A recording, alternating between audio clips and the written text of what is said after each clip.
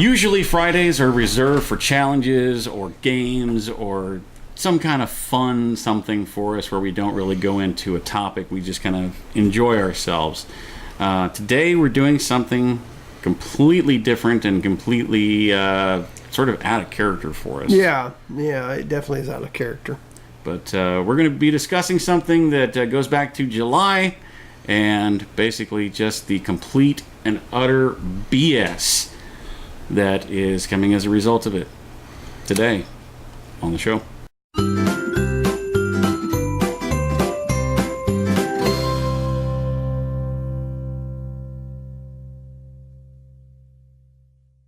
Good morning, scallywags.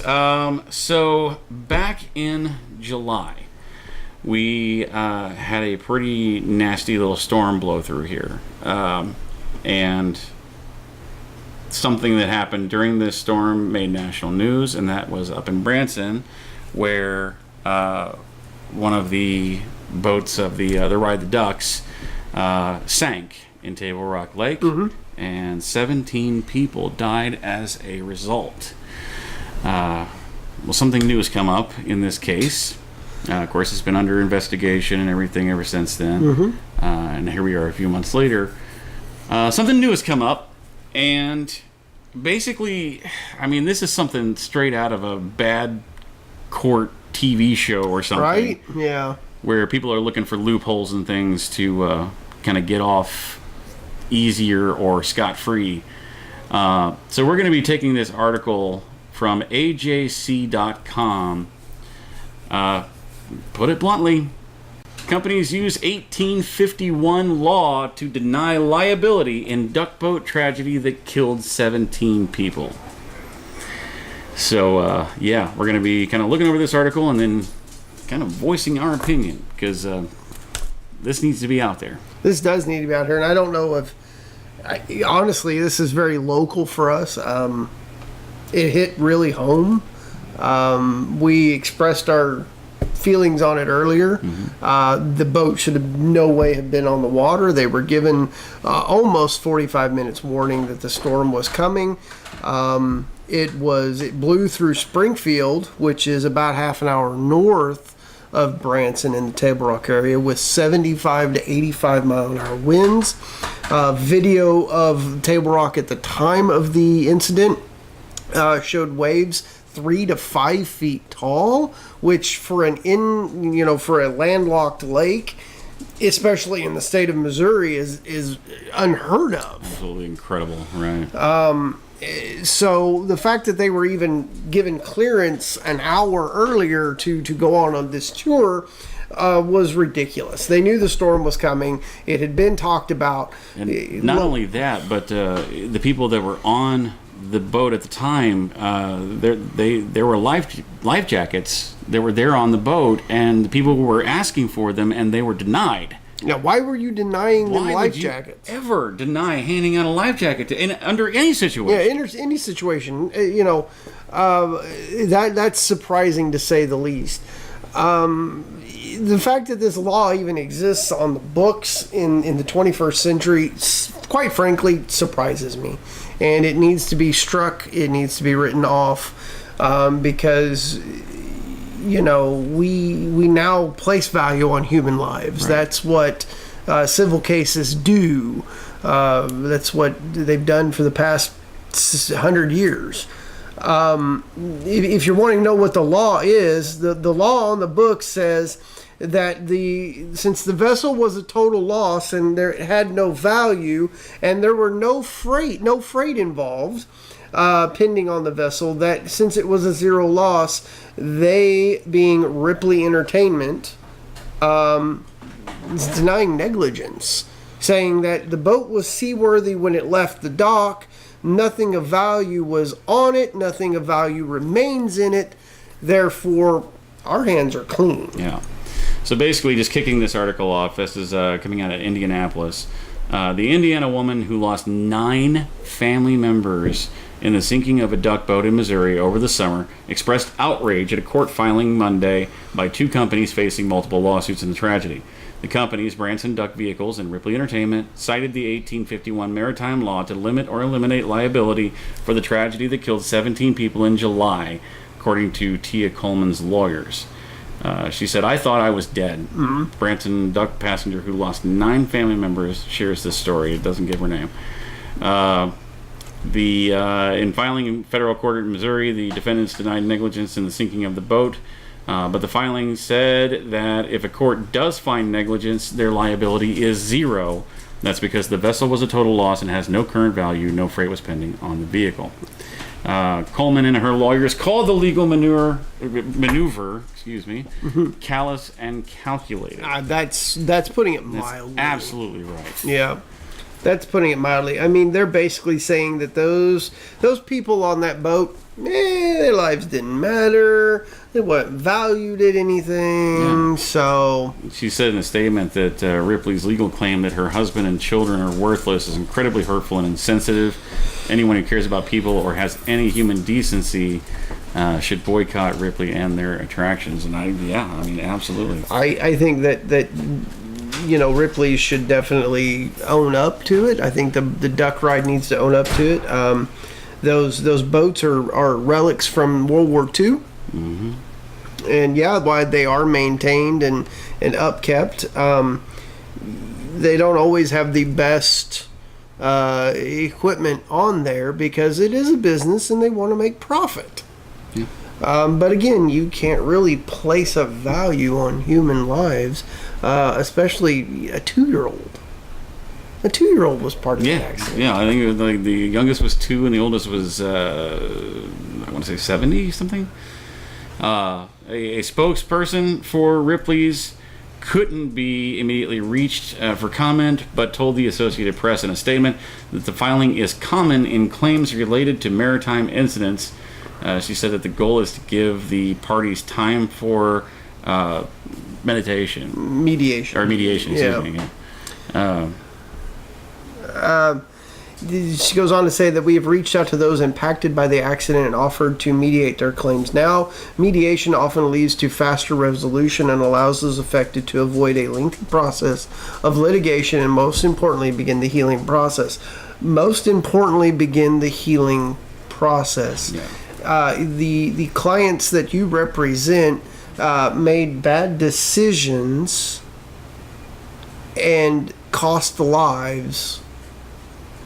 So you think that the healing needs to begin while you guys, your clients, wipe their hands. Yeah. I mean, this is just basically looking for loopholes which, like I said, is something like out of a bad courtroom drama. But it's like they're trying to just sweep the whole incident under the rug. And that's kind of why we are breaking form today and, making sure that this is kind of brought to the people's attention. Great. Sorry, there's a situation going on over there, and we're trying to take care of it. Take care of Bella there off screen. Mm-hmm. Basically, it's basically called the Ship Owners Limitation and Liability Act. It limits damages to the salvaged value of a sunken vessel. The law was intended to bolster a fledgling maritime shipping industry. That's coming from lawyer Daniel Rose. Congress was trying to encourage people to buy vessels and improve the maritime system. That was in 1850. There was no insurance for maritime vessels. The incentive was that if you go ahead and buy a vessel, we're going to protect you if anything goes wrong. Well, fast forward 2 centuries. Yeah.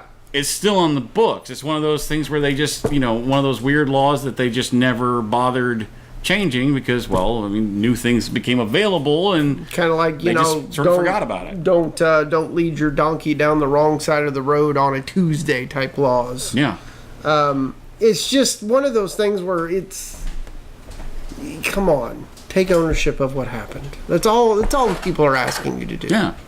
I mean, right now there's been no settlement offers, but the lawyers are seeking $100 million in wrongful death lawsuits involving 2 of the deceased passengers, including one member of the Coleman family. That's right. The lawsuit alleges Ripley's Entertainment recklessly risked the lives of its passengers for purely financial reasons. I can't argue that point. I mean, they had knowledge that this storm was coming in when it passed the Lake of the Ozarks, almost 2 hours away.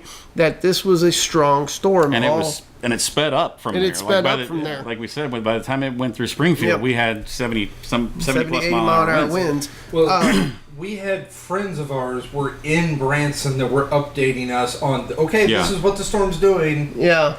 And before it got there, like long before it got there. Yeah. And so it's like, we're not even meteorologists or weather scientists or anything, and yet we had people say, no, this is dangerous. Yeah, you need to take shelter. And likewise, we were issuing our observations to friends back in Branson. Hey guys, you need to batten down the hatches. This storm is coming through. It's meaning business. I think we were both even streaming live at the time on Facebook.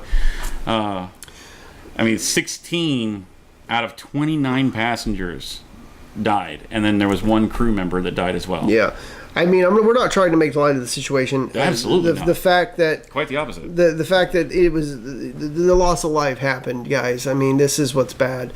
And I can't stress it enough. They had ample warning time to get those boats off the lake or into one of the secured coves. There are many coves on Table Rock where it would have been a lot better to be than out in the middle of the lake. Yeah. And I mean, you see the video and you see just the swells in the water, and I mean, it was so many bad calls in a row, and to just not take any ounce of responsibility for any of those bad calls. I mean, they had 30 to 45 minutes worth of warning to get off the lake. They didn't. They waited until the storm arrived before they started making their way back towards shore. They didn't hand out life vests even though they were being requested. I mean, just so many different things. And yet Ripley is saying in their court filing that the boat in all respects was seaworthy, properly manned, in good order and condition, and suitable for the intended operation. Well, yeah, during a normal afternoon at Table Rock, it is. But I stand 6 foot tall. Some of those waves were as tall as I am. Right. That's going to swamp one of those boats pretty easily. Yeah. And I mean, when it went down like a rock. And I don't care what anybody wants to say. Nobody driving one of those boats in Branson, Missouri has had training to deal with something like that. Yeah. So basically, the intended purpose for this episode was like I said, they're kind of just trying to make this whole thing go away and say, oh, not our fault. Well, we found a law that says it's not our fault, so shove it. And just kind of try, sweep the whole thing under the rug and pretend like it didn't happen. And frankly, it's not something that should be allowed to happen. No, it shouldn't be allowed to happen. So we wanted to bring it to your attention in case you hadn't heard of it, and please spread the word. I mean, you share this episode, share the article, whatever you need to do. Just get this information out there, people, and stand up, because this is it's not right. Absolutely not right. Go ahead and continue to follow us across all of our social media platforms. There's the Facebook, the Instagram, and the Twitter. Continue to comment, like, share, and please subscribe as well. Kind of like Bella's commenting in the background. Right. Yep. There happens to be another dog in the neighborhood running through the yard, so we've had to contain our puppy. Yes, she had to be put into her crate, and she's not happy about it. No. Garrett, grab yourself a show shirt right as well. Right here. You can stop by our Facebook page. Just send us a private message letting us know what size of shirt you need, what color of shirt you would like, and what color you would like the text to be. These are called the Classic White, the official Friday shirt of the show. But you can have whatever colors you like. They are $20 for a short sleeve, $22 for a long. You can also get one of our hoodies for $25. That's great. Wraps up another week with us, guys. Bella's in the background chiming in, so we're going to sign off for this week, and we look forward to seeing you guys on Monday.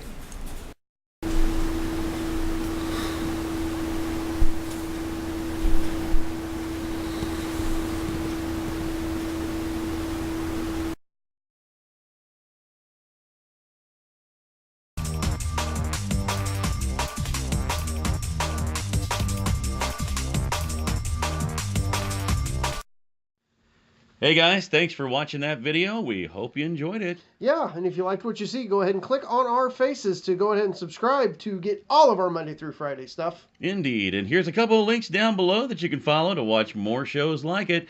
Tons of great content right here at Scallywag Productions. We'll see you tomorrow.